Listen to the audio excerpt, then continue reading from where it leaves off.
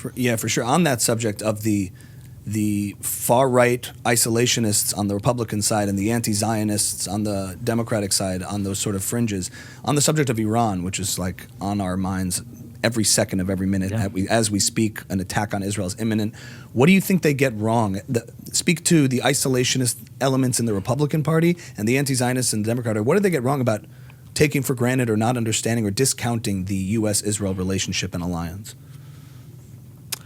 Well, I mean, the U.S.-Israel relationship is part of American leadership in the world, right? Since the end of World War II, I think we've seen the emergence of a U.S.-led, rules-based liberal democratic order that has given us the most prosperous, peaceful world humanity's ever seen.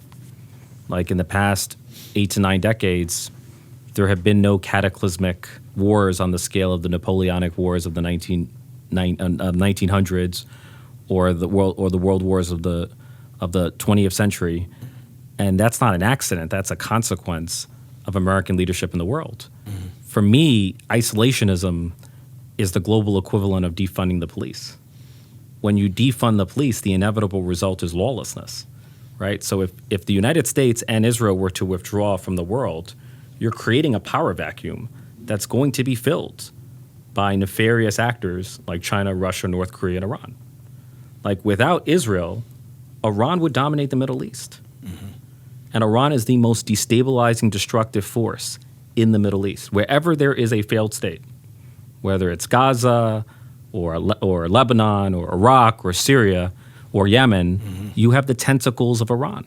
Like Iran specializes. Iran is the octopus, right? Iran specializes in destabilizing states from within, creating power vacuum, and then filling those power vacuums with proxies. It has a network of proxies that exist to terrorize and threaten Israel. But the situation would be much worse without the U.S.-Israel relationship. Yeah, there is like this dangerous naivete, especially like I lean in a lot of ways libertarian on economics and things like that. But when it comes to foreign policy and when it comes to adversaries around the world, there's a dangerous naivete paired with a normalcy bias. It all happened before the worst things that have happened in the world. It's not going to happen again. Like there's this weird, dangerous naiveness that. You know, and Douglas Murray, I saw in an interview, was like, oh, you can be an isolationist if you want, but they always want to have it both ways. You know, they want America to withdraw, but they still want America on top, you know, and good luck with that, you know.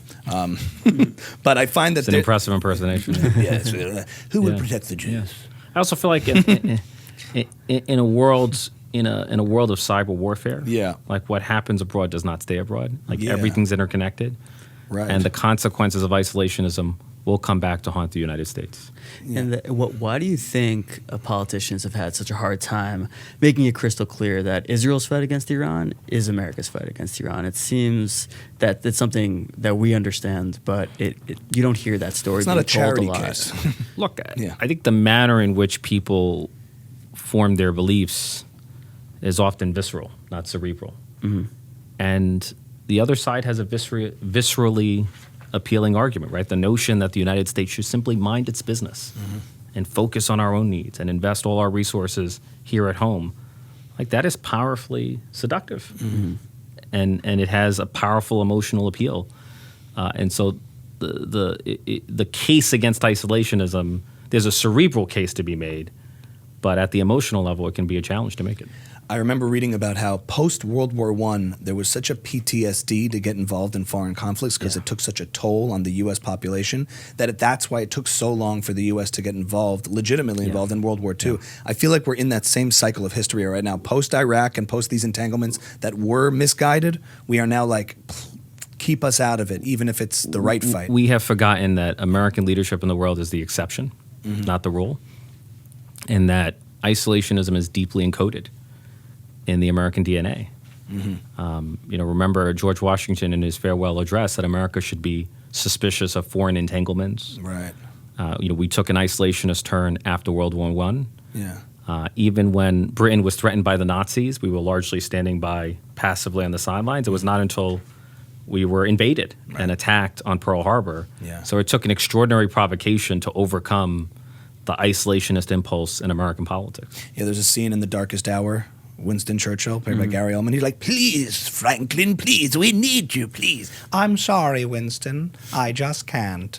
But it was like this, I just feel like we're in that cycle of history right now where there's a lot of people in America saying, I'm sorry, Israel, we just can't. Great movie, Darkest Hour, yeah. People are not so polite when saying no to Israel. But, Right now, exactly. I'm sorry, if only, if only. There was no FDR equivalent of Free Palestine from the river to the sea. So. Yeah, exactly. But in general, also, there's this like weird animation by which people, in a way, want to not care about it, but they make it as if like the U.S. is giving foreign aid to all sorts of countries. We're involved in all sorts of things, and yet Israel has this special way of animating people in this kind of very dark and sinister way to care and get all insane about this amount of money sent to Israel when there's other, if you want to talk about waste, if you want to talk about efficiency and bureaucracy, I mean, I don't like using the word anti-Semitism lightly because it feels low resolution to throw that out and it feels like it can, wither away the term. That sounds like a Jordan Peterson term. I don't like using it lightly, but when you trigger, you say the word, and now the rest of the episode. Low resolution. Congressman, I mean, I've tried talking to Democrats, and you thank God you're here, towing the line between order and chaos. So anyway, I lost it. Where were we? I blacked out in a Jordan Peterson impression, but foreign support. Yeah, and that Israel in this money. particular way, I don't like using that, but the anti-Zionism is anti-Semitism. Just keeps making itself evident. I've met those in the pro-Israel community who feel, maybe we should do away with U.S. aid to Israel because maybe that will lead to less sentiment against Israel, and I feel that's naive. Like the attempt to delegitimize and demonize Israel has nothing to do with foreign aid. It has everything to do with anti-Semitism. Right. Yeah, it's all. They always hide. A lot of them hide behind this idea of like, it's just an aid issue. I want Israel to thrive and prosper and be victorious, of course. But there is an old school like pro-Israel position about that dating back about because look at the encampment movements. Hey guys, thanks so much for watching. If you've made it this far, we want to let you know that Ami's House is now on Patreon. We love doing extra content, bonus footage with every episode. The best way to support us is to head on over to Patreon, become a guest, and support the show for $5 a month. If you like watching Ami cut me off, Patreon is Patreon.com/Ami's House for bonus content. Thanks so much for your support and become a guest.